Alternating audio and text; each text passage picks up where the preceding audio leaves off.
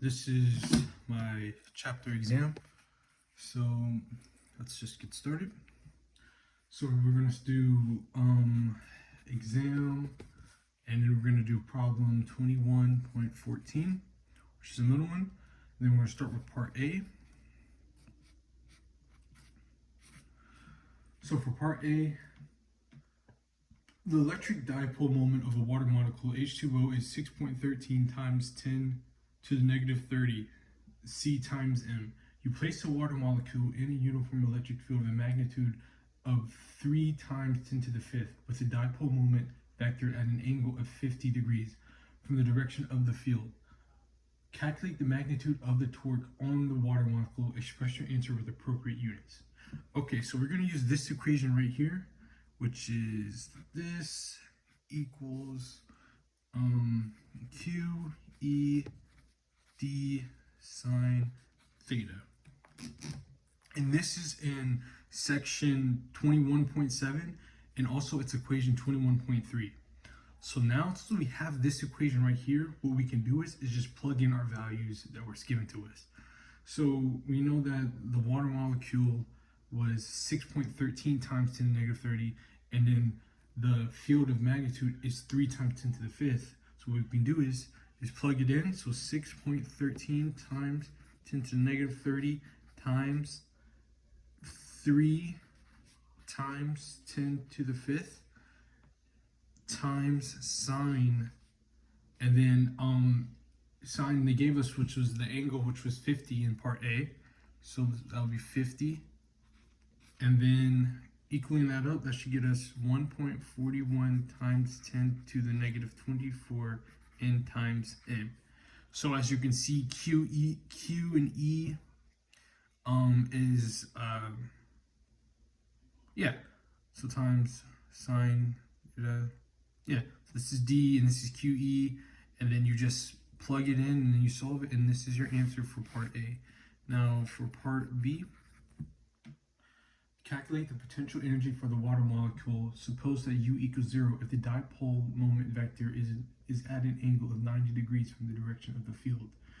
So what we can use is we can use equation 21.13 in section 21.7, and it's in the same exact section. It's kind of similar to the same exact equation but slightly different. So PE sine theta.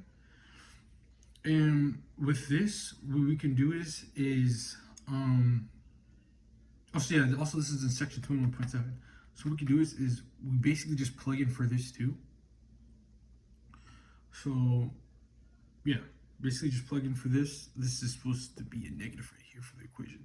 So we get negative 6.13 times 10 to the negative 30 times 3 times 10. Let me see what the problem gave us again. The problem, it was 10 to the 5th. So 10 to the 5th times cosine times cosine 50. And solving this, it should give us negative 1.18 times 10 to the negative 24j. And this is actually cosine, not sine. Because now I remember that. That's actually cosine, not sine. And also, this was in example 21.13, and this one was also in example 21.13. Both of these were. So I guess I could put 21.13. Both problems were. So you can see that. Okay. Okay. So now for part C. An electric dipole is at a uniform electric field of a magnitude of 8.50 times 10 to the 4th. The charges in the dipole are separated by 1.10 times 10 to the negative 10th. And the torque of the dipole when its dipole moment is perpendicular to the electric field is 6.60 times 10 to the negative 26. Calculate the magnitude of the charges that make up the dipole. Okay, so what we can do first is we're just going to list out all their values just to make everything a little bit more neater and just so, neater and simpler. So D equals 1.10 times 10 to the negative 10. And then, this is into the C. and then this is 6.60 times 10 to the negative 26 n times m. Okay, so first we're going to use equation 21.13 in the same section as the other two, section 21.7, and that one is this Q times E times D sine theta. And so basically all we do now is we pretty much just plug in, really. It's pretty much all it. So we know that 6.60 times 10 to the negative 20 equals Q times 1.10 times 10 to the negative 10 times 8.50 times 10 to the fourth. So basically all I did was just kind of, we still haven't solved for Q yet. We're going to do that later. We're going to do that actually right now. So what we do is we turn this all to the fraction to solve for Q. So Q equals 6.60 times 10 to the negative 20 over 1.10 times 10 to the negative 10 times 8.50 times 10 to the fourth. And then that should equal our answer, which is Q equals 7.06 times 10 to the negative 2 and C. Basically all we did was we plugged it in and we had to solve for Q, and I turned Q into a fraction, and yeah, and that's how I got the answer for part C. And we used equation 21.13. So now for part D, you place a molecule in a uniform electric field of magnitude 1.20 times 10 to the fifth. It requires 4.60 10 to the negative 25th of work to change the orientation of the molecule's dipole moment from parallel to the field to the opposite to the field. Calculate the magnitude of the dipole moment. Okay, so to calculate the magnitude of the dipole moment, what we can do is okay, so yeah, so what we can do is we can use this expression right here, which is P equals U to E. And this expression is, I believe, this expression is in example 21.14, I believe. Example 21.14. And basically, yeah, so basically what we can do for this is we just plug everything pretty much in. So we know that electric field of magnitude is 1.20 10 to the fifth, and we know that it requires 4.60 times 10 to the negative 10 to the negative 25. So what we could do is yeah, so we know 4.60 times 10 to the negative 25th over 2, and then we know E is 1.20 times 10 to the 5th. So then really just solving that should equal your answer to be 1.96 times 10 to the negative 30 times C times M. So I guess I can put U equals 4.60 times 10 to the negative 25th U, and then E equals 1.20 times 10 to the 5th, just to kind of just like, if you look back at it, you know exactly how I pulled these numbers and how I plugged them in. So yeah, that's pretty much all for part D. It's really just plugging it in and solving it for yeah, that's pretty much all it really. Now for part E.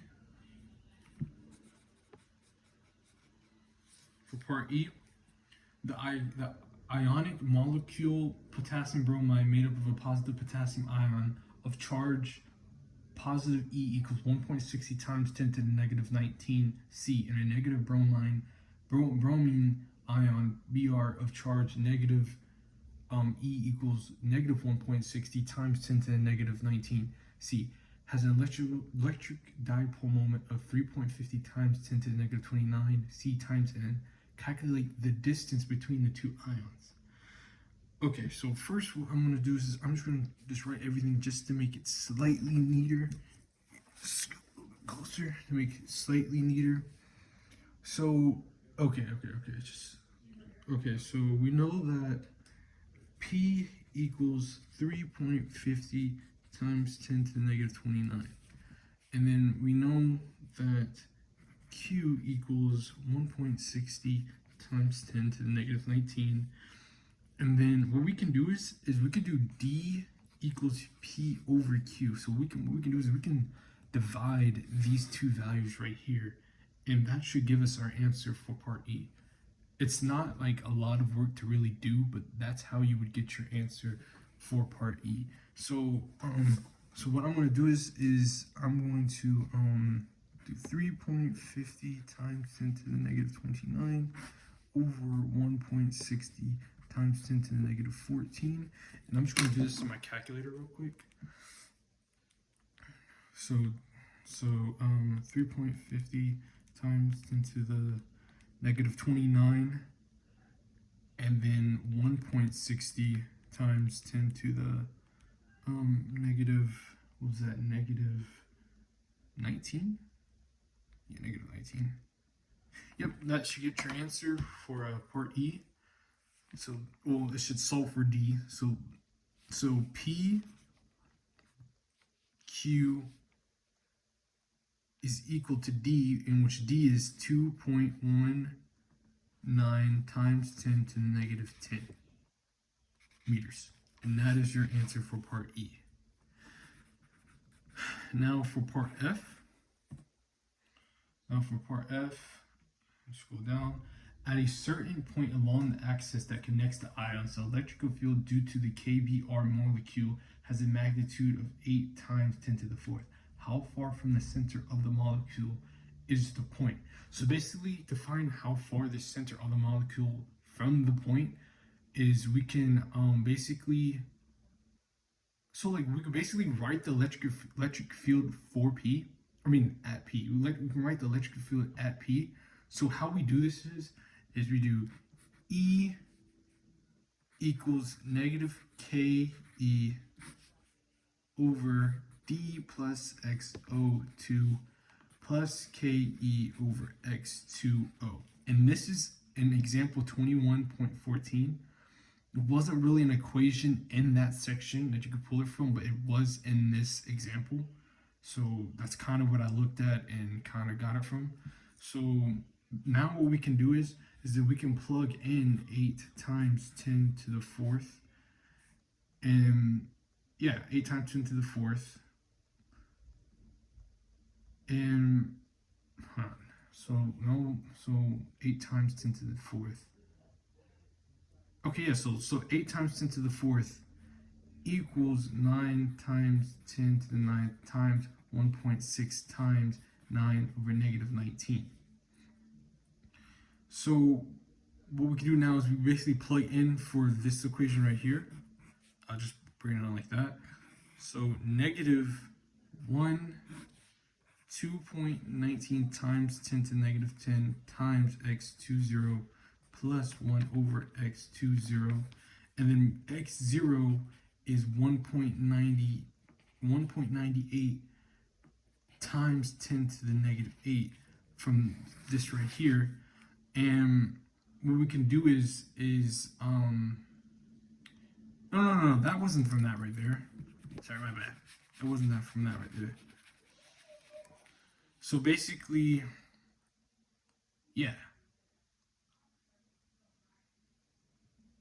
Okay, yeah, so that's what we do. So then we do x equals d squared plus x0. So we know that x0 is 1.98 times 10 to the negative 8. And then what we can do is basically, yeah, that's pretty much your answer, really, because 9 to 98, and then that's plus 1, if you round it up, 1.99.